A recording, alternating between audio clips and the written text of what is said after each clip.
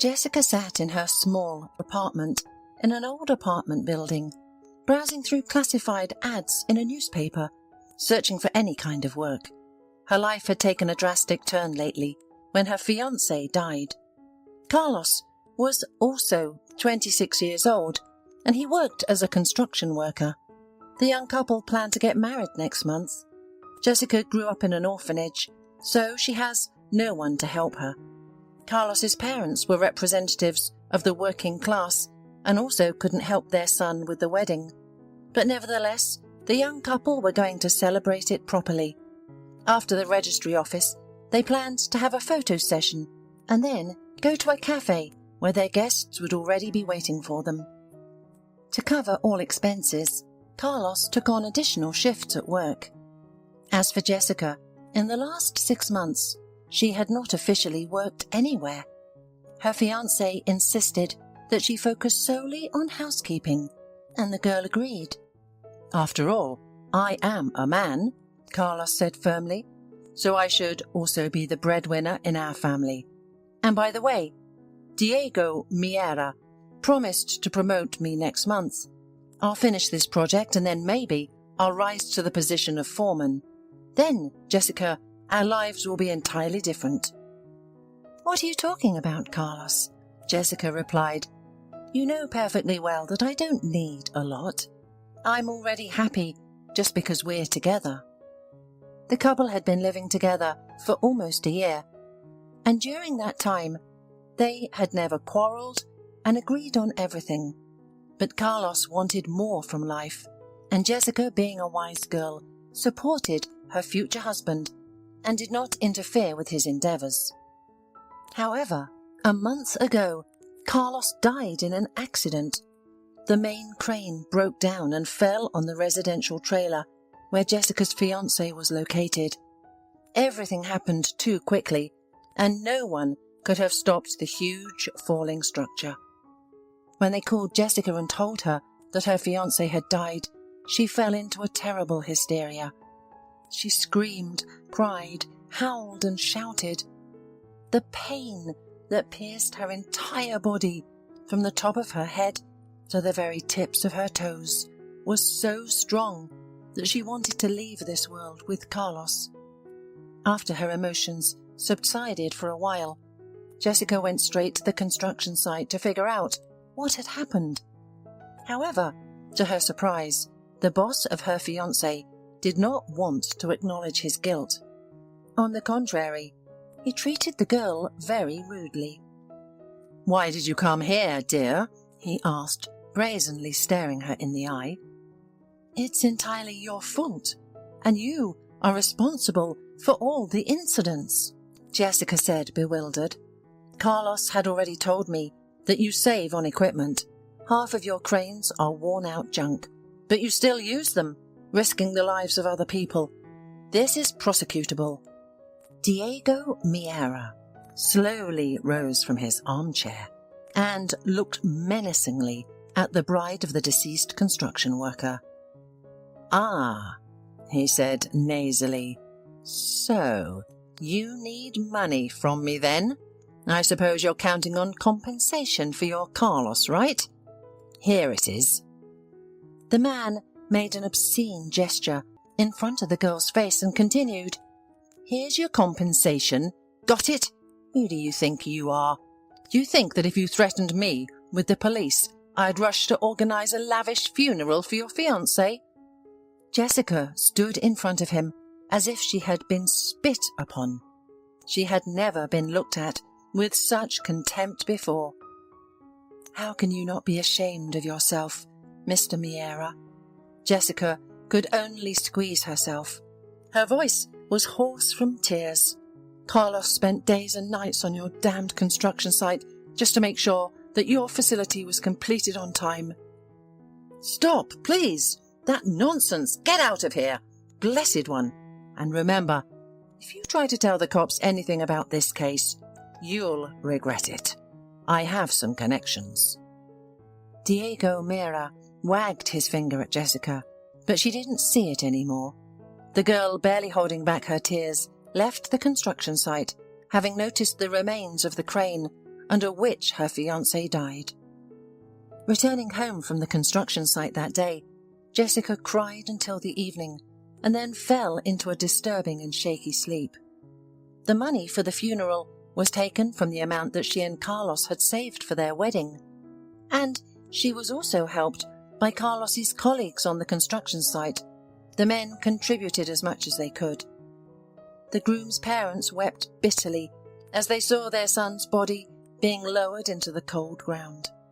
Jessica, who by that time had cried her eyes out, held on through the whole ceremony with all her might. But when it was time to go for the wake, the girl still couldn't stand it and burst into tears. A month passed after the funeral when Jessica had another shock. Feeling strange nausea in the morning, Jessica did a test just in case and was amazed when she saw 2 streaks. Jessica was shocked. It turned out that her beloved Carlos had given her one last gift before his death. Of course, termination was out of the question. Jessica wanted the child from her beloved man and was ready to do whatever it took to give the baby everything it needed. However, job prospects in her town were slim, and when potential employers found out she was pregnant, they always pointed her out the door. So Jessica, who until that moment had only worked as a sales assistant in a clothing store, had to look for other options. While looking through a free newspaper with ads, the girl came across a vacancy for a cleaner at a kindergarten. Despite her short-term prospects, Jessica took a chance to try her luck and get this job. Fortunately, luck was on her side. The kindergarten urgently needed a cleaner, and the director agreed to take Jessica without inquiring about her situation. So, there were grey workdays ahead. Jessica washed floors, swept and vacuumed spacious playrooms, and maintained order in the locker room and hall. The mother-to-be had work enough to do. None of the staff members bothered her, but they also didn't show her any sympathy. No matter what anyone says, being a cleaner now carries the stigma of being an outcast, so Jessica was treated at best with indifference. However, the girl never complained. She simply wanted to do her job as soon as possible and go home without talking to anyone. In the evenings when she returned to her shabby tiny apartment with a draft from every crevice, Jessica was exhausted. She tried not to listen to the screams of her alcoholic neighbours for the rest of the evening. This apartment was given to her right after she left the orphanage. The state allocated it to her, and it was where Jessica lived with Carlos until the tragedy happened to him. And one day, Jessica found in the locker room of the kindergarten a birth certificate that had been lost by someone. When Jessica opened the certificate, she saw the name Debbie Shannon. She had been working in the kindergarten for a month by then, so she knew most of the children by name. Debbie, a lovely red-haired girl, was kind and joyful, and always greeted Jessica when they met. Jessica put the certificate in her locker thinking, "Tomorrow I'll give it to the owner." The following day, Jessica waited for Debbie's stepmother to come and pick her up. Jessica could easily tell that it was a stepmother from her disdainful behaviour towards the child. The stepmother's name was Candice. She brought and took the girl from kindergarten every day, never forgetting to flaunt her new, indecently short dress or her mind-boggling makeup on her face. "Hello, I found that yesterday. It's yours," Jessica said, holding out the birth certificate to Candice. "Oh, thank you," said Candice, flashing her snow-white teeth. "Apparently it fell out of my purse when I was packing my daughter's things." Despite her kind words, the woman's smile was nothing like that of a caring mother. A second later, Candice took out a large bill from her purse and handed it to the cleaning lady. "Consider it my thanks for your vigilance and help," she said with a smile. "Oh, you owe me nothing. That's what anyone would do if they were me," Jessica replied shyly. "Oh, dear, don't argue with me. Take it," Candice insisted, thrusting the money into Jessica's pocket. What a foolish thing to refuse money. Do you think I can't see that you need it now?" The young rich woman scrutinized the cleaning lady from head to toe, then suddenly suggested, "Listen, don't you want to work for me?" "What do you mean?" Jessica asked, not understanding. "I have an offer for you," Candace explained. "My husband needs a caregiver. He lost his eyesight not so long ago. Partially, though, but still, he's as helpless as a kitten. He can't go down the stairs or take a walk outside." "I sympathize with you," Jessica responded. "He wants to have an operation. He's distressed sick," Candace continued. "Doctors say that there's a chance he'll completely see again, but I'm not sure. I'll pay you a good salary if you can take care of him properly. Well, do you agree?" Jessica thought that, on the one hand, she didn't really want to be under the same roof as this arrogant rich woman, but on the other hand, she would have a real opportunity to earn a large sum of money, which she needed for the baby. "I should try. It's not every day that I get a chance like this," she thought, and she agreed. "Well done." Candace smiled broadly. "I'll send a car for you tomorrow morning.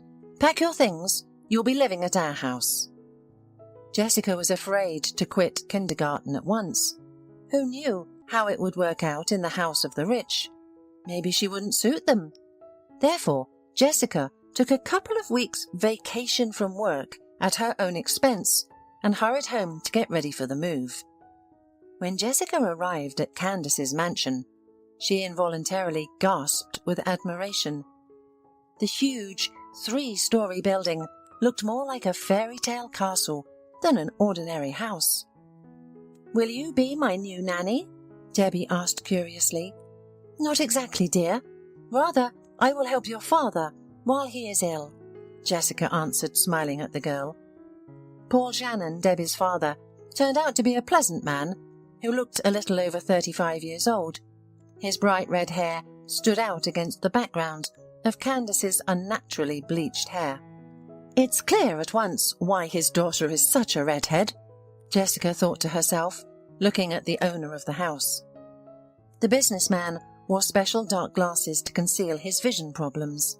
He sat in the sitting room in an armchair, holding a long, thin cane for the blind to help him get around. He waited patiently for his new caregiver to be brought to him. "Candace, read me a book, please." Debbie jumped up to her stepmother, but the beautiful blonde rudely waved the girl away. "Can't you see I'm busy? Look at the pictures or read it yourself. I don't have time for you," she bellowed at her. Jessica pressed her lips. She was upset to see such a blatant attitude towards the girl. But what could she do? "Well, please, please," the girl asked, continuing to tug her stepmother's sleeve. "Why are you so annoying, huh?" Candace pulled her arm out. "You are wicked," Debbie shouted in her heart and ran to her room. "She's no good at all. A terribly capricious child," said Candace, adjusting her jacket. "Come with me. I'll introduce you to my husband, Paul." Jessica, who had only seen him from afar until now, was a little embarrassed when Candace led her to the chair and introduced her to her husband. "I'm overjoyed that you agreed to help me," Paul said, extending his broad palm to Jessica. "I hope it won't take long. The doctor said that the operation can be carried out in a couple of months." Candace grimaced when she heard this, as if she had eaten something sour. "Let's not think so far ahead, dear," she said in a sweet and luscious voice. "Now, the main thing is to make you feel confident again, moving around the house. That's why I've hired a nurse for you." "Then I think you won't mind if Jessica helps me up to my room," Paul answered calmly, and then put his hand in Jessica's. She obeyed silently. "I want you to know this mansion like the back of your hand, Jessica," said the businessman, as the girl began to climb the stairs with him. "It depends on how soon I can get used to my present position. Who knows if Candace is right, and this operation will not help me." Jessica looked at her ward with sympathy and shook her head negatively. "Don't think about it so negatively, Paul. Everything will definitely be fine, and you will be able to see your daughter and wife again. It can't be otherwise." The businessman stopped on the step, turned his head to Jessica, and said with some surprise, "Thank you, Jessica. You are very kind." For the last few years before he went blind, Paul went to the same place every day, to the cemetery where Susan, his first wife, and Debbie's mother was buried. "Susan," he often said, looking at the portrait of his late wife, "I promise that I will never forget about you. Forgive me, my love." The businessman wiped away unsolicited tears from his face, which every time came to his eyes when he remembered his Susan. Not a day passed that Paul did not blame himself for what happened to his wife. It seemed to him that if he had been more attentive and caring, Susan's death could have been avoided. Paul and Susan had long dreamed of having a child, but since their marriage, Susan had not been able to conceive. Finally, after almost 4 years, Susan managed to get pregnant. After learning about it, the businessman was ready to carry her in his arms. When they were told that they were expecting a daughter, he immediately gave his wife a gorgeous necklace of natural pearls. "I want our girl to be as beautiful as these pearls." Paul said this with admiration, looking at his beloved wife. The pregnancy was going well, and the husband and wife, with increasing excitement, looked at the calendar, waiting for the day when Susan was to give birth. Close to that day, the young woman started having contractions, and Paul immediately took her to the hospital. Throughout the day, Paul was on edge, waiting for a call from the hospital. He called countless times but received no explanation. Unable to wait any longer, he rushed to the hospital. But on the way, he received a phone call from the duty nurse in the maternity ward. "Good evening, Mr. Shannon. This is the duty nurse of the maternity ward." "Hi, how is Susan? Is she all right? And my daughter, how is she?" impatiently asked the businessman. However, there was a heavy silence on the phone for a few seconds. "Why are you silent? Hello?" "Mr. Shannon, the thing is, you'd better come. Your wife, she's dead." Without looking at the road, Paul flew to the hospital, ignoring traffic lights in a desperate attempt to stop the passing of his infinitely beloved wife. Paul stood in the emergency room of the clinic and listened to the explanations of the surgeon who delivered Susan. "Your wife had a very narrow pelvis, so we had to perform a cesarean to deliver the baby," the doctor said. "But unexpectedly, there was heavy bleeding. Susan's blood coagulation was very low. I'm sorry, Mr. Shannon. We really did everything we could. Fortunately, your daughter turned out to be completely healthy. You will be able to pick her up in a few days. Please accept my sincere condolences." The surgeon said something else, but it did not matter to the businessman. Without listening to the doctor, he went out on stiff legs to the porch of the clinic, sat down on a bench, and gave vent to his grief. Tears rolled down his cheeks, and he was unable to stop them. How was it possible that his one and only Susan had died? They had been so looking forward to the birth of their daughter, believing that it would change their lives and fill them with new happiness. Other nurses and doctors, seeing the state of the inconsolable widower, tried not to disturb him. They bypassed the man, giving him the opportunity to mourn his beloved wife. 2 weeks later, the businessman took his tiny daughter from the maternity ward and left her in the care of his mother. Paul was then hit with depression, which knocked him out of his routine for a long time and prevented him from devoting enough time to his child. Thankfully, his mother was there for him and helped him cope with the grief and, in a new way, looking at the meaning of his own life. From then on, Paul lived solely for the sake of his daughter, only she in the business, which he immersed himself in with his head for the next 4 years, helped him partially cope with the pain of losing his beloved wife. His business was growing, gaining momentum, and he had less and less spare time for his daughter. Meanwhile, the girl needed a good upbringing. When Debbie turned 4 years old, Paul considered hiring a nanny. His mother was already too old and she had serious health problems. The man realized that it would be much better for Debbie to be brought up at home, in the family circle, rather than in a kindergarten among complete strangers. Turning to a recruitment agency, Paul faced another problem. As it turned out, there were so many applicants for the role of nanny that choosing the best one was still quite a task. After reviewing 24 women, the exhausted businessman chose a young and pretty Candice. She seemed sincere and wanted to be friends with his daughter, and Paul was impressed. From the very first days of her stay at the house, this spectacular beauty surrounded little Debbie with care and affection.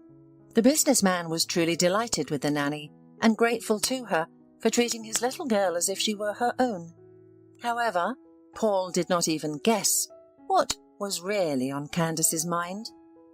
Only his mother immediately suspected that the nanny was not who she pretended to be.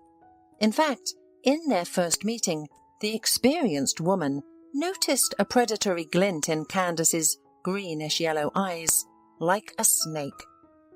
Candice appeared to be an angel when she was near Debbie, but as soon as she was alone with the businessman, her face changed instantly, revealing a very cunning and calculating person. Mrs. Shannon repeatedly saw how Candice looked at her son with frank interest and guessed that Candice intended to get close to him using her little granddaughter. "Paul, Sonny, you should take a closer look at this Candice. I don't like her," Mrs. Shannon advised. But Paul only smiled slightly in response and asked, "What's wrong? Debbie loves her, and she does her job well. What displeases you?" But the elderly, wise woman only shook her head reproachfully and warned, "She has a bad heart. Believe me, she wants to take Susan's place." "Come on, what nonsense." Paul laughed then.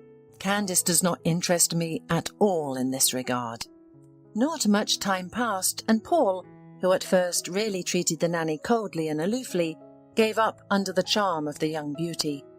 The passion emanating from this blonde captured the businessman like a turbulent maelstrom. The affair that erupted between them, like fire, led to a quick wedding. Mrs. Shannon opposed their relationship and tried to reason with her son several times, but it was all in vain. Paul was bewitched by Candice and refused to listen to anyone. After having a lavish wedding, the newlyweds went to the sea for their honeymoon. When they returned, the former nanny made it clear to her mother-in-law that she was the real mistress of the house. "You should change your anger for mercy, Mother. You cannot change anything. Paul is my husband now, and I am the mistress here. You better keep quiet if you do not want to spend the rest of your days in some remote home for the elderly. Believe me, I can arrange such a thing. Paul listens to me in everything." Mrs. Shannon was struck by the insolence of her daughter-in-law, but did not say anything. She realized that as long as her son was under the influence of this snake, it was pointless to tell him anything. Meanwhile, Candice became more and more enamored with the wealthy lifestyle and spent her husband's money without remorse on shopping, beauty salons, and expensive restaurants. The stepmother no longer interested her, and she persuaded her husband to send the girl to kindergarten. "Why is she always sitting at home?" Candice pouted her lips and asked Paul. "She's almost 5. It's time to get her into a normal environment. Kindergarten has excellent teachers and nannies, and the girl will quickly make new friends. And I'll have more spare time for you, honey," Candice said, wanting to get rid of the annoying stepdaughter. Meanwhile, the little girl did not understand why her kind nanny, who had married her father, suddenly became cold and angry. And soon her father listened to the convincing arguments of his second wife and agreed to send his daughter to kindergarten. Who knows, but Maybe the anxiety associated with her son's new wife was the cause of it. After that, Candice breathed a sigh of relief and began to put things in order in the mansion. She tried to get rid of everything that reminded Paul of his past life. And a little later, the businessman himself was involved in a terrible accident while returning from another business trip. He was not at fault. A drunk driver drove straight into oncoming traffic and crashed into Paul's car. In a fatal accident, it was Paul who suffered the most. Due to a severe head injury, the man almost completely lost his eyesight. Doctors assured him that it was a temporary phenomenon, but it would only become clear after Paul had undergone surgery. The businessman himself doubted. He then believed that he would see again, then fell into despair. Candice, however, did not miss the opportunity to add fuel to the fire of his desperation. The young wife, all the time, hinted that her husband would be wearing the sunglasses for the rest of his life, and therefore it would be good to leave the business to her, just in case. Paul quickly realized that he had made a mistake in marrying the former nanny. Only now had he discovered what he had not noticed before because of Candice's beauty. By her voice and intonations, as well as by Candice's behavior, the man realized that she never loved him and married him solely for money. After a week of Jessica's work in a new house, little Debbie completely loved the kind and sympathetic woman who was always ready to play with her or read a fairy tale to her before bedtime. Gradually, Jessica began to come to the conclusion that Paul and Candice were not in the best of relationships. Jessica helped the businessman with almost everything that concerned movement around the house and outside it, and she also looked after Paul in everyday life. She helped him choose this or that tie, sorted his clothes by colour, and so on. Meanwhile, for some strange reason, the voice of this sweet and genuinely kind girl seemed very familiar to Paul. On the other hand, aren't there many similar voices in life? In the end, the businessman stopped paying much attention to it, writing it all off to his own impressionability caused by blindness. Jessica noticed that Candice tried to destroy any memory of her husband's first wife. She burned all the photos of Susan and threw away or sold all her things and jewellery. The nurse thought it was the banal selfishness of a woman who wanted to be the sole owner of the mansion. Candice was so anxious to get rid of any memory of Susan that she almost immediately forgot what she looked like. Thankfully for such a shallow person as Candice was, it was easy. But most of all, Jessica was upset by the fact that Debbie's stepmother treated her badly. The little girl always left Candice's room in tears, and once Jessica even heard how Candice deliberately humiliated Debbie and scared her so that she would send the poor girl to a closed women's boarding school. No wonder this woman lost the girl's birth certificate, Jessica thought to herself. She wants to get rid of her. And then Jessica started to suspect that Candice had a lover. She often saw how she closed herself in the kitchen or bathroom and talked to someone on the phone, sounding at the same time as a March cat. However, Jessica realized that she had no right to interfere in other people's relationships. She was only a caregiver, and her business was to help her blind master. A little more time passed, and Paul was scheduled for an operation. Although Candice was against the fact that her husband, as she put it, was being exposed to unnecessary risk, the businessman still went to the operating table. Fortunately, everything went well, and for the next 2 weeks, the man walked with a special bandage, providing optimal healing of the tissues.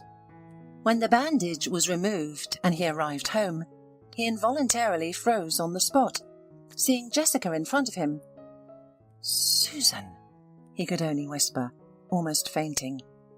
"But how is that possible?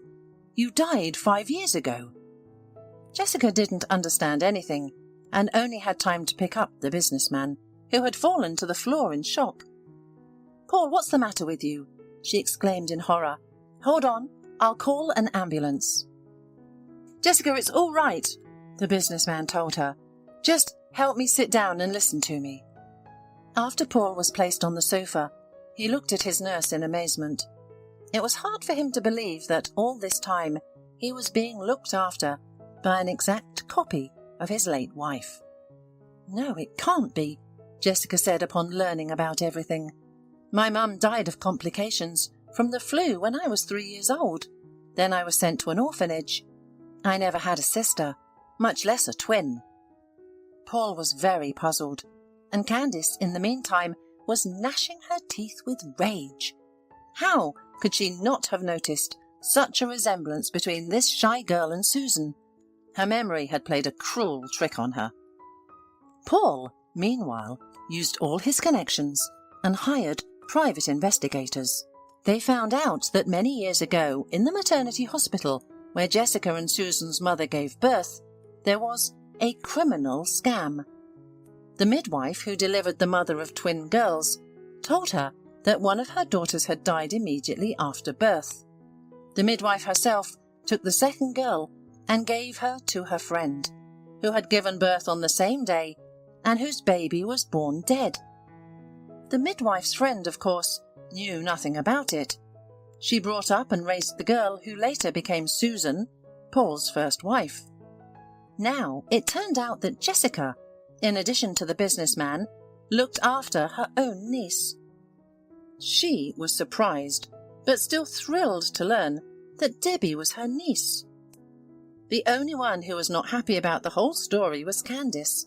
She planned to become the sole heiress of Paul's fortune, and here, in addition to his daughter, which Candice wanted to get rid of so much, she also popped up her own aunt. The former nanny was ready to do anything but stop her fool husband from dividing his huge fortune between his snotty daughter and a pregnant live-in caregiver. Candice realized that it was time for decisive action. It was necessary for Paul to take special medicines for complete recovery. So, Candice decided to substitute these capsules. In her opinion, this was the best way to get rid of her surly husband. The businessman had a severe allergy to nuts, so the wife poisoner decided to use this weakness against him. Jessica was right that Candice had a lover, and he had serious connections with the police. He was the one who advised Candice to add walnut oil to the capsules to get rid of Paul. Candice believed forensic experts would determine that the deceased ate nuts before his death, so it would be viewed as an accident, and her lover would make sure no one poked around in the case. Candice was discussing everything on the phone, as usual locked in the bathroom. Unbeknownst to her, Jessica was standing on the other side of the door. She overheard almost the entire conversation and recorded it on her cell phone. Without wasting a minute, she rushed to Paul's office and informed him about the attempt on his life. "Oh my goodness. Well done, Candice. You cleverly thought of everything, but it was quite expected," said Paul thoughtfully. "However, we need evidence. That record isn't enough." "We can install a hidden camera in your bedroom," Jessica proposed. "We'll record how Candice adds oil to the medicine. She said she would do it with a syringe, using the thinnest needle. You won't even notice such a puncture, and after that she planned to burn the other capsules in the fireplace, so that no one could prove anything." The businessman, disappointed, shook his head. "Of course, I realized that sooner or later we would have to divorce. We are not suitable for each other, but going that far, that's beyond the bounds." Paul agreed to Jessica's plan and installed several miniature cameras in their shared bedroom on the same day. He asked the guards to keep a close watch and record everything that would happen in the room. Everything turned out exactly as Jessica had predicted. As soon as Candice had pumped the capsules with oil, police sirens were wailing outside. When they arrived, they caught Candice red-handed and obtained recordings from video cameras that clearly captured the entire process. "Paul, I beg you, you won't let these people put me in jail?" Candice wailed. "Yes, I made a mistake, but that's no reason to destroy our family, is it? We have a daughter, after all. What about our Debbie? Have you thought about her?" Police bracelets snapped on the poisoner's wrists with a loud click. "It's too late for you to remember my daughter," the businessman corrected her. "You'll have plenty of time to think about what you were going to do. In jail." The policeman put Candice in the back seat of the official car. Paul never wanted to hear anything more about this woman. The most interesting thing turned out during the interrogation. Candice's lover was the same Diego Miera, Carlos's former boss. The thread led the investigators to a major fraud, not only on the construction site, but also in the biography of the villain. Diego had been speculating with the money received from insurance on their lives of his employees for many years. That is why, wherever he worked, there were invariably accidents that led to the deaths of employees or construction workers. Now he and Candice will face severe punishment and a long prison term. After the trial, Paul immediately divorced Candice and proposed to Jessica. He believed that she was sent to him by fate and his sweet Susan. As for Jessica herself, she had long had feelings for Paul, and she agreed to become not only his wife, but also the best mum in the world for Debbie. After just a couple of months, Jessica gave birth to a healthy and beautiful boy, whom she and Paul named Timothy. The rich man immediately gave the boy his last name and officially became his father. Now, the couple, Paul and Jessica, had 2 adorable kids. They celebrated a modest wedding at home in the circle of the closest people. Now they are happy. They remember with love their deceased loved ones and try to forget all the terrible people who showed up in their lives. Hola, suscríbete a Historias Vitales para no perderte nuevas historias. Mi esposa había estado trabajando en su proyecto especial durante 4 meses ahora. No era su proyecto personal, pero ella era la persona principal y responsable de su éxito. El proyecto estaba diseñado para salvar a su empresa, Bixler Enterprises. Los últimos 4 meses habían sido difíciles porque se vio obligada a trabajar duro. Era importante tanto para ella como para la empresa. Había una buena posibilidad de que Bixler Enterprises quebrara si el proyecto no se completaba. Sara tenía una licenciatura de Albrecht y un MBA de Wharton. Era la más inteligente de la familia. Yo empecé a trabajar como mecánico de autos justo después de la secundaria y después de 21 años seguía siendo mecánico de autos. No me importaba porque me gustaba el trabajo y pagaba bien. Era suficiente para pagar la universidad de Sara y criar a 2 hijos. No vivíamos lujosamente, pero estábamos bien. Los niños ya se habían mudado, y las cosas iban bastante bien con nuestros ingresos. Sara quedó embarazada 3 meses después de casarnos a la edad de 18 años. Durante los primeros años de nuestro matrimonio, vivimos con mis padres. Ellos tenían una gran casa vacía ya que 4 de mis hermanos se habían mudado. Eso significaba que teníamos una niñera mientras Sara completaba sus primeros años de universidad. Debido a 2 embarazos, la carrera de 4 años le llevó 6 años completarla. Fue difícil, pero lo logró. Siempre tuve trabajo y nunca me faltó trabajo extra si lo necesitaba. Después de que Sara se graduó de Wharton, alquilamos nuestro propio lugar. Tuvo ofertas de trabajo de varias empresas grandes, pero todas requerían que nos mudáramos. A mí no me importaba, pero Sara quería quedarse cerca de casa. Por eso decidió trabajar en Bixler Enterprises. Pagaba bien, pero lo más importante, le daba responsabilidad y la oportunidad de avanzar. Sara era una empleada trabajadora y dedicada. La presentación es el jueves en el Hotel Thyssen en Filadelfia. Tomé unos días libres en el trabajo para ayudarla según fuera necesario. Al final, todo lo que logré fue hacerle algo de comer cuando llegaba a casa. No sabía nada sobre su trabajo, ni tampoco quería saber. Los negocios corporativos de alto nivel me aburrían. Empresarios de Europa, Asia y América del Sur venían aquí, la empresa pagaba sus boletos de avión y proporcionaba habitaciones en el Hotel Thyssen mientras estaban aquí. Era caro como el infierno, y por algunas cosas que Sara había dicho, la empresa estaba sobreestimando sus finanzas. Su presentación era importante para ella, para la empresa y para más de 200 empleados. Hasta el martes por la noche, todo iba bien. Sara llegó a casa con un traje nuevo, un traje gris con una blusa blanca. Desplegó todo lo que necesitaba en la cama de la habitación de invitados. Cuando se trataba de la limpieza de la casa, ella era normal, pero cuando se trataba del trabajo, era meticulosa. No entendía por qué necesitaba sacar su ropa interior de lujo, pero no dije nada. Además de su traje para la presentación, tenía varios vestidos de cóctel lindos para eventos sociales antes y después del evento.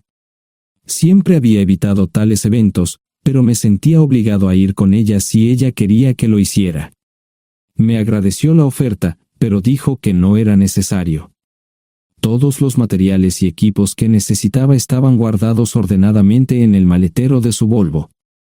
Antes de salir del trabajo, ella misma conducía el coche para asegurarse de que todo estuviera en perfectas condiciones.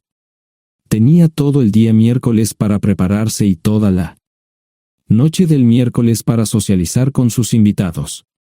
Sara era tan buena en lo que hacía que sentía que habría sido mejor si simplemente me hubiera mantenido alejado de ella. Finalmente, había terminado. Lo había revisado y vuelto a revisar todo. Todo lo que necesitaba ahora era una ducha caliente y una buena noche de sueño. Supongo que mi error fue que empecé a revisar sus cosas después de que Sara comenzara a ducharse. Pensé que estaba ayudando, pero resultó ser lo contrario.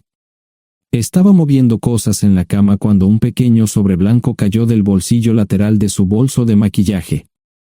Una carta de una farmacia, pero no del tipo que solemos usar.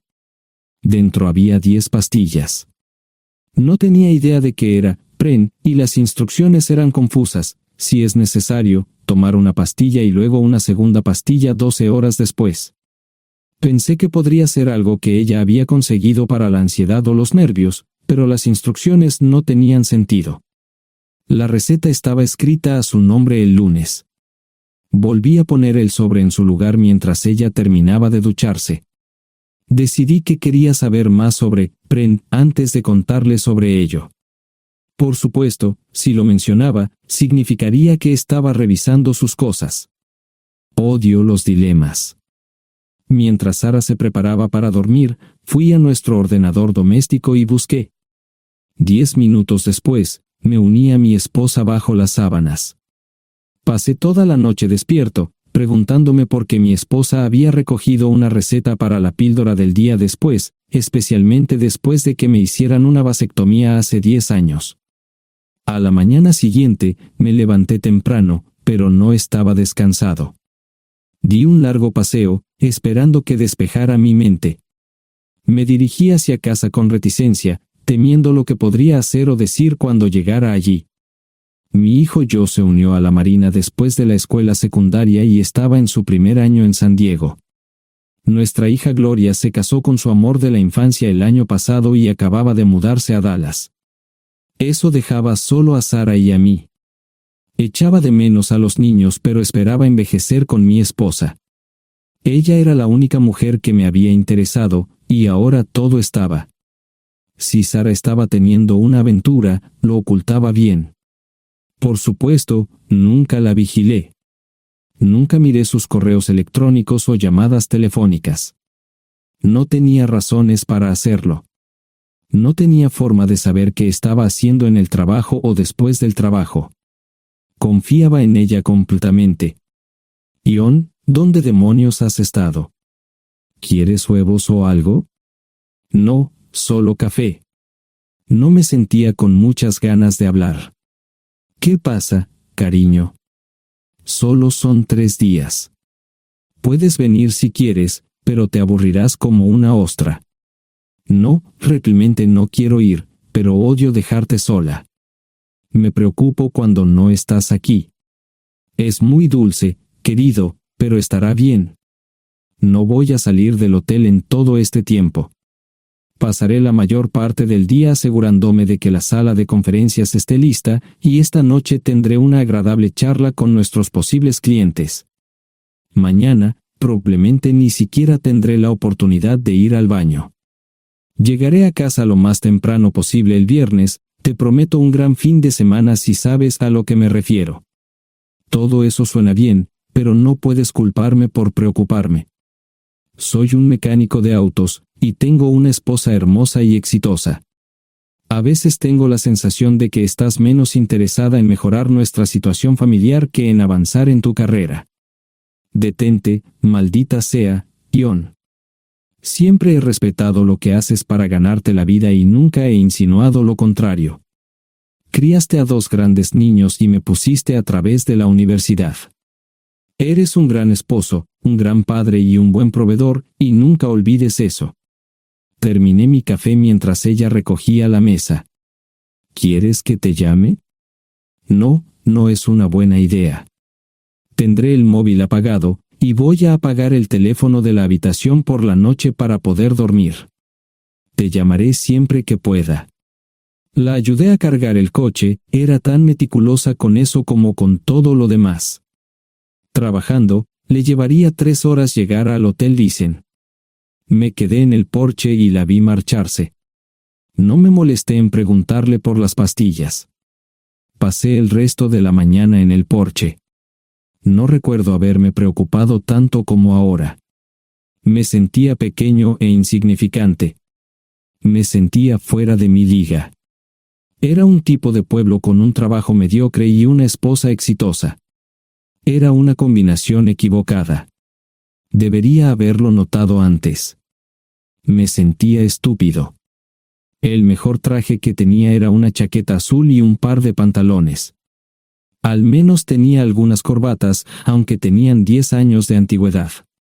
Acababa de terminar de vestirme cuando sonó el teléfono fijo. Oye, cariño, solo quería avisarte de que llegué bien. ¿Tuviste un buen viaje? Supongo que el tráfico no estaba demasiado denso. Estuvo bien. Te llamaré esta noche. Ahora tengo que irme. Estoy en la habitación 714, Sara. Puedo estar en casa de mis padres o en la de mis hermanos esta noche si quieres llamarme a mi móvil. De acuerdo. Suena el teléfono móvil. Te quiero, tengo que irme. Me tomé mi tiempo para llegar a Filadelfia. No fui directo al Thyssen, primero me detuve y compré un filete con queso. Prometí hacer una larga noche. No estaba seguro de qué iba a hacer. Estacioné en el garaje del hotel y simplemente esperé. Tarde o temprano, tenía que entrar en el hotel.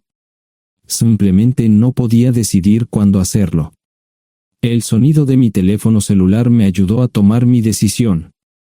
Ion, solo quería avisarte de que todo se ha arreglado. Ahora voy a bajar para encontrarme con algunas personas y cenar. No olvidaste nada, ¿verdad? No, todo está bien. Tengo todo en mi habitación para mañana. ¿Necesitas algo? No, Ion, relájate. Voy a apagar mi teléfono. Te llamaré mañana por la mañana. ¿De acuerdo? Ríe, diviértete. No es divertido, Ion, es trabajo. No parecía estar demasiado fuera de lugar. El vestíbulo, el restaurante y las salas de conferencias estaban llenos de gente, así que pude pasar desapercibido. Había un folleto pequeño y bonito que mostraba el diseño de todas las habitaciones del hotel. Me paseé por las diferentes habitaciones y me detuve en las paredes, mirando alrededor entre la multitud. No tenía ni idea de qué haría si Sara me veía. Lo averiguaría si y cuando eso sucediera. Encontré un tablero de eventos que enumeraba todas las habitaciones que estaban siendo utilizadas por los diversos grupos. Bixler Enterprises no tenía habitaciones disponibles para el miércoles por la noche. Esto me pareció interesante. Sara había dicho que no iba a salir del hotel, pero ahora no estaba tan seguro de eso. Había 3 comedores, familiar, informal y de alta cocina. A Sara no le gustaba mucho cenar con niños, así que fui primero al comedor informal.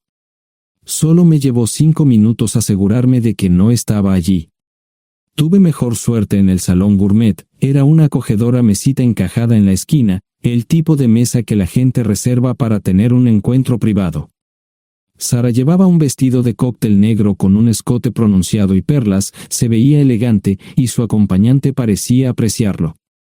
Conocía a algunas personas con las que trabajaba Sara, y él no era una de ellas. Me resultaba familiar, pero no había forma de que pudiera recordarlo. Había muchas sillas libres, así que no tuve problemas para cruzar la sala. Había velas y pequeños candelabros de cristal en las mesas. Apagué la mía y le dije al camarero que me molestaba por el glaucoma. Pedí el plato de pollo de siempre y me acomodé. El camarero me sirvió el café por tercera vez. Disculpe, el tipo en la mesa de enfrente me parece muy familiar. ¿Sabes quién es? Sí, ese es Malcolm Eugene Foote. Es miembro del Consejo Municipal, se espera que se postule para el Congreso en los próximos años. ¿Es esa su esposa con él? Es muy bonita. No, esta es la primera vez que la veo. Siempre usa esa mesa para señoras especiales, si me entiende. Simplemente le sonreí y pedí la cuenta. Nunca había visto a Sara tan sensual con un hombre antes. Parecía captar cada palabra que decía, como si fuera Dios o algo así. No estaban haciendo nada inapropiado, pero tampoco era platónico ni profesional. Cuando me fui, estaban terminando su segunda botella de vino. Ahora entendía por qué se había llevado su lencería elegante. Me acomodé en una esquina del vestíbulo para que no me vieran. 10 minutos después, salieron del restaurante. Ella le tomaba la mano mientras caminaban por el vestíbulo hacia el ascensor. Observé cuidadosamente los indicadores de piso. Que el ascensor se detuviera en el tercer piso era una buena señal, significaba que no lo había llevado a su habitación. Era una mala señal cuando el ascensor no llegaba al 7º piso, significaba que ella fue a su habitación. Por si acaso me equivocaba en algo, me senté en el vestíbulo y observé el ascensor durante 1 hora. La gente entraba y salía, pero Sara no estaba entre ellos. Saqué mi maleta vacía del coche y me dirigí al mostrador de recepción. Aunque podía demostrar que era su esposo, me costó trabajo conseguir una tarjeta llave. Se dieron después de llamar a la habitación, pero nadie respondió. Finalmente, estaba en camino a la habitación 714 con la tarjeta llave. Ni siquiera encendí las luces al principio, simplemente me senté en la oscuridad de la habitación durante más de 1 hora. No fue difícil asegurarme de que no regresara a la habitación. Primero, empacé todas sus ropas y pertenencias personales. No dejé nada atrás. Revisé el paquete de Prevent, todavía quedaban 10 pastillas en el tocador. De manera muy ordenada, estaban todos los artículos que necesitaría para su presentación al día siguiente. Comencé a llenar la maleta. Había 24 carpetas promocionales especialmente encuadernadas y otras 20 carpetas regulares, todas ellas fueron a la maleta. Un proyector digital fue lo siguiente, seguido de una computadora portátil.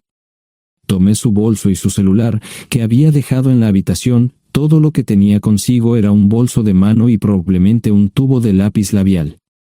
Di una vuelta por la habitación tan cuidadosamente como lo hizo ella para asegurarme de no perder nada. Una vez satisfecho, dejé las llaves del coche y mi anillo de bodas en el tocador. Aparte de esos 2 objetos, la habitación estaba completamente vacía. El ascensor se dirigió directamente al estacionamiento, no tuve problemas para llevar 2 maletas, y 20 minutos después, estaba en la autopista rumbo al norte. Pasaban las 3 de la madrugada, no tenía idea de que había pasado tanto tiempo. 1 hora o 2 después, sonó mi teléfono celular, la identificación de llamadas mostraba el número del Listen. ¿Ion? Sí, ¿dónde estás? Estaré en casa pronto. Eso fue todo lo que dije, hubo silencio en el otro extremo de la línea. Los vendedores tienen un viejo dicho, el primero que habla pierde. Pareció una eternidad antes de que ella hablara. Ion, lo siento. No preguntó nada y simplemente colgó. Apagué mi teléfono, era obvio que había regresado a su habitación. Más tarde ese día, tenía que dar una presentación que salvaría a su empresa y le daría un ascenso. Metí las maletas en el desván del garaje, Sara nunca iba allí y nunca pensó en buscar algo allí. Por supuesto, en este punto, estoy bastante seguro de que no importaba. Primero, recogí todas mis ropas y pertenencias personales, la mayoría de los hombres tienen sus propias herramientas, generalmente es un requisito para el trabajo. Pasé por la tienda, cargué las mías en el Subaru y recogí mi último cheque de pago. Para entonces, los bancos ya estaban abiertos, no tuve que hacer ninguna manipulación financiera complicada. Simplemente retiré todo el dinero de mis cuentas. Almorcé en Hagerstown, Maryland. Tenía suficiente dinero para vivir durante unos años, pero sabía que estaría buscando trabajo muy pronto. Sara y yo éramos parecidos en eso de que a ambos nos encantaba trabajar. La voy a extrañar. Pasé un par de horas en las cuevas del Uray y alquilé una habitación cerca de Whitewell. No tenía idea de qué iba a hacer. Era sábado, y me encontré sentado en el acuario de Chattanooga, observando la naturaleza que nunca había visto antes. Pasé unas horas simplemente relajándome y decidí que era un buen lugar para estar. Compré un pase anual para el acuario y, para la hora de la cena, tenía un lugar donde quedarme.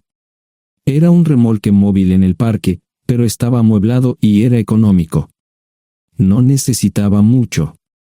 La primera cosa que haría el lunes por la mañana sería conseguir un trabajo.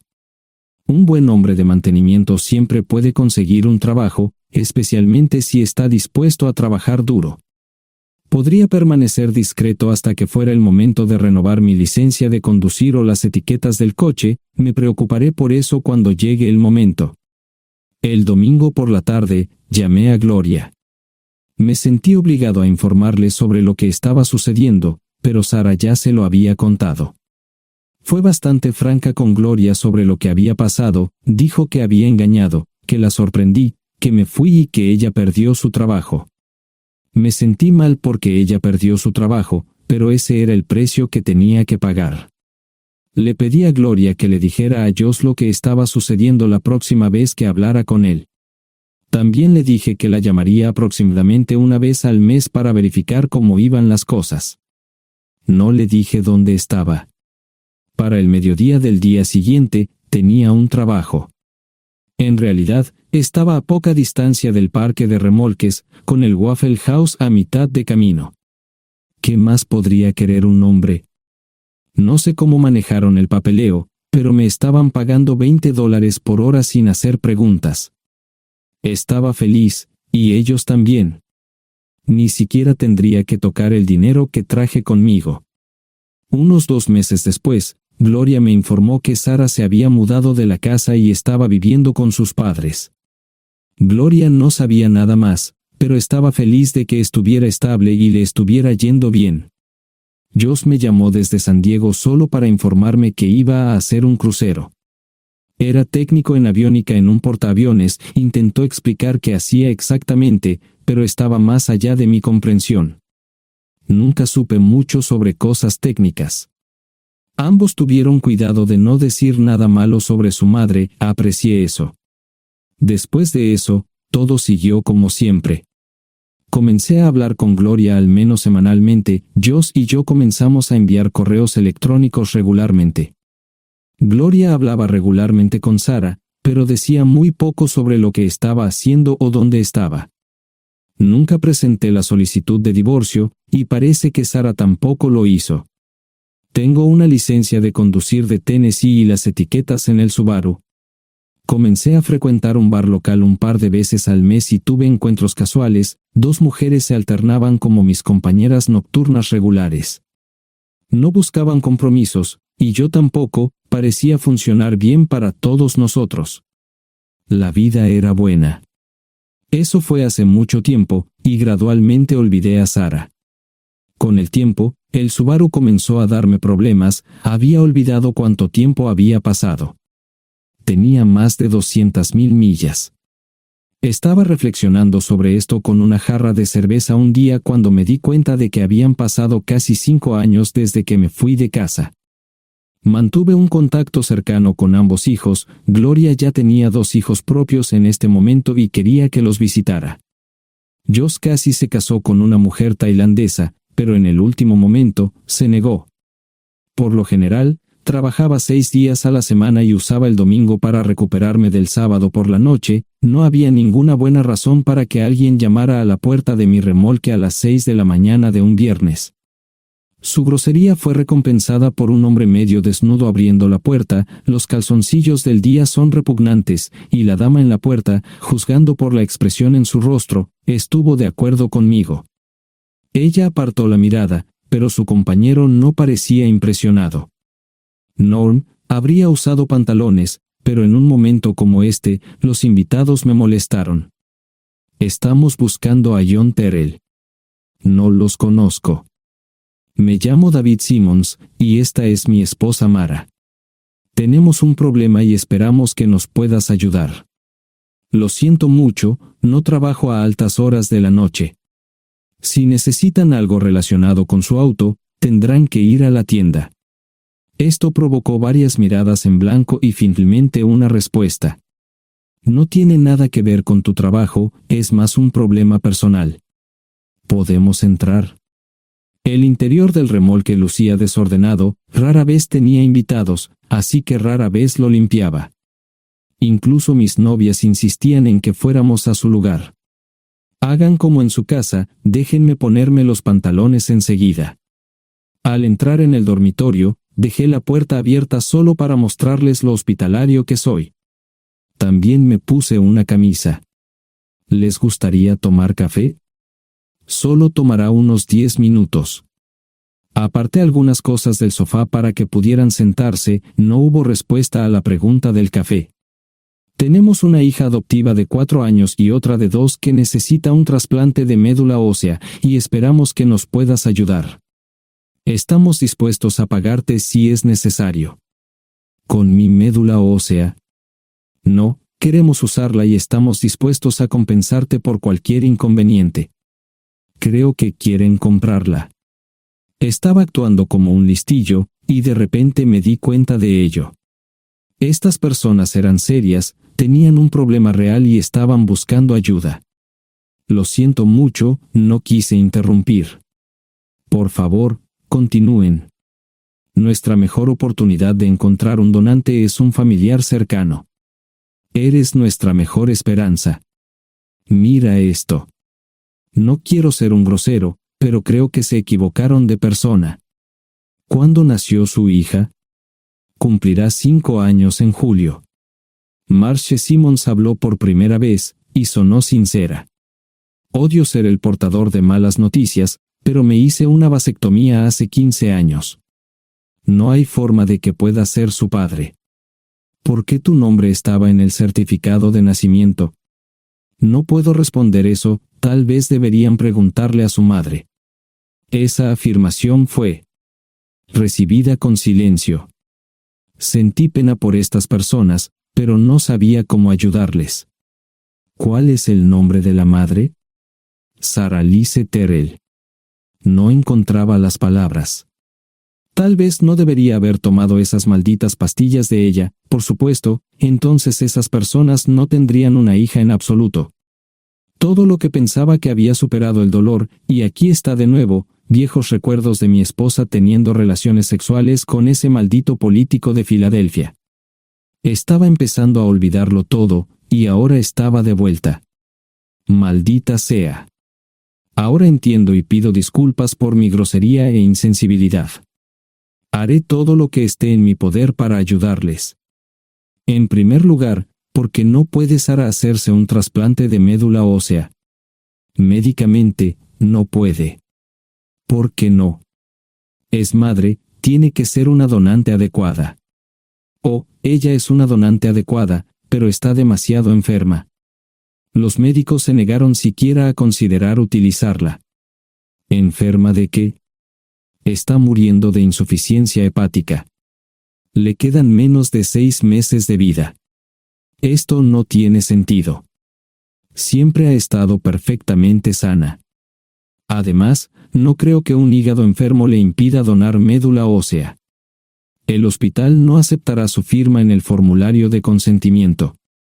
¿Estás diciendo que hay algo mal en su cabeza? Ambos me miraron en silencio, sabían la respuesta, pero no querían decirlo. En ese momento, no quería que se sintieran aún más incómodos. Hace 10 minutos, no me importaban, pero ahora sentía que tenía que protegerlos y ayudarlos. ¿Cómo sucedió esto? ¿Podría alguno de mis hijos ayudar? Quizás, pero pensamos que eras nuestra mejor esperanza. ¿Por qué no van tras su padre, su verdadero padre? Pensamos que eras tú.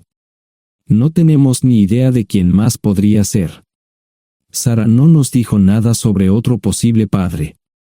De hecho, ella no estaba en condiciones de explicar nada, agregó Mara. Obtuvimos la mayoría de nuestra información de la agencia de adopción. Tuve que preparar café y hacer pis, permítanme un momento.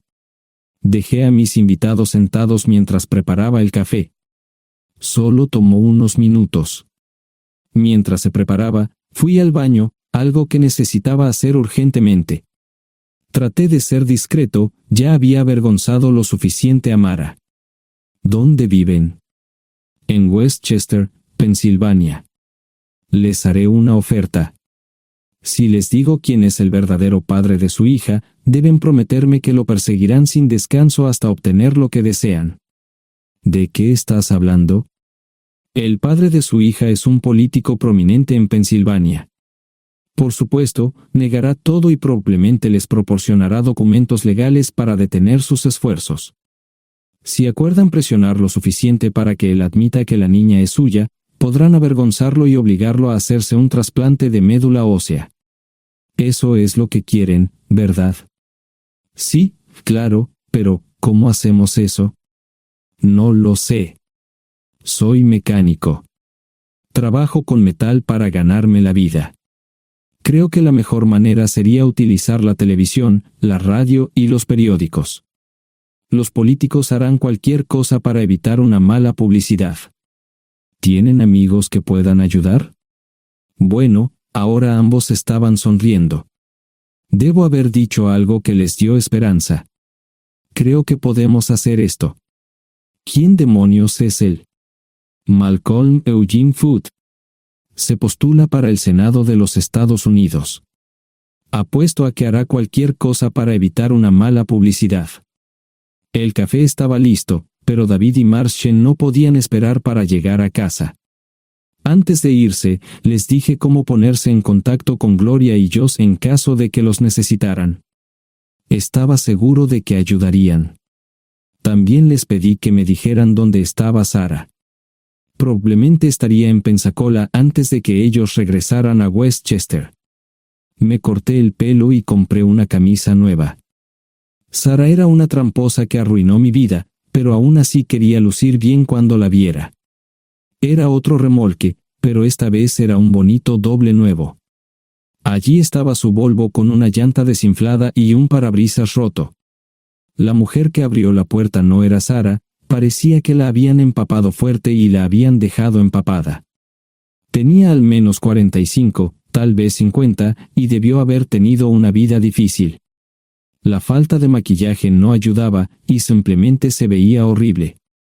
No tuve la oportunidad de abrir la boca. Caray, si no es John Terrell. Nunca esperé verte aquí. Tuve que usar la vieja línea, me estás poniendo en desventaja. Sherry Hart. Pasa, entra. ¿Quieres una cerveza? No, pero gracias. Estoy aquí para ver a Sara. Sherry cruzó la habitación y se detuvo en el buffet del comedor. Aquí está, Ion. Mírala todo lo que quieras. Su mano señalaba una urna de latón que estaba en el centro del buffet vacío. Supongo que llegué demasiado tarde. No me moví, solo me quedé mirando el contenedor frente a mí. ¿Puedo tomar una cerveza ahora? Sara se mudó a Pensacola después de dar a su bebé en adopción. Compró el remolque con el dinero que recibió de Bixler Enterprises después de que la despidieron. Tenía una participación en las ganancias, 401k, y vacaciones y días de enfermedad. Eventualmente, consiguió un trabajo en una fábrica local de prendas de vestir donde trabajaba en el departamento de envíos. Allí fue donde conoció a Sherry. Sherry alquilaba una habitación de Sara. Cada centavo que Sara ganaba iba para el alcohol. Empezó con vino y gradualmente pasó a bebidas más fuertes, las más baratas. Eventualmente, perdió su trabajo debido a su alcoholismo y se vio obligada a usar sus ahorros. Nunca salió con nadie ni salió a ningún lado. Sherry se quedó con ella, pagó sus servicios públicos y compró alimentos que Sara no comía. Le llevó más de 3 años quitarse la vida. Increíblemente, ella tenía un testamento y me dejó un doble remolque y un Volvo. Sherry explicó que Sara estaba tan angustiada por lo que había hecho que simplemente se rindió. No intentó evitar el embarazo ni siquiera terminarlo. La adopción se había arreglado meses antes de que naciera el bebé. Nunca volvió a trabajar, excepto en los trabajos clandestinos que hacía mal. Sherry dijo que Sara no parecía tener ambición ni propósito en la vida. Sara hablaba mucho de mí pero tenía miedo de intentar contactarme. Gloria le dio mi número, pero nunca me llamó. Era como si su aventura de una noche la hubiera lastimado más a ella que a mí. Estuve allí durante 2 semanas y luego vendí el remolque de Sherry por $1 y obtuve $3,000 por el Volvo. 2 días después, estaba en Westchester visitando a mis nuevos amigos David y Marche. Malcolm Eugene Foote resistió al principio, pero David y Marche lo presionaron hasta que cedió. Insistió en pruebas de ADN, que demostraron que era el padre. Para salvar la cara, más o menos lo obligaron a someterse a un trasplante de médula ósea, que fue exitoso. La carrera política y la vida familiar de Malcolm no dejaron una impresión favorable. Su caída en las encuestas fue tan rápida que el partido lo reemplazó por otro candidato unos meses antes de las elecciones. Su esposa solicitó el divorcio y fue muy pública al respecto. Sara y yo estamos viajando ahora a Dallas para ver a Gloria y a mis nietos. No sé cuánto tiempo mantendré a Sara conmigo, probablemente hasta que tenga a alguien.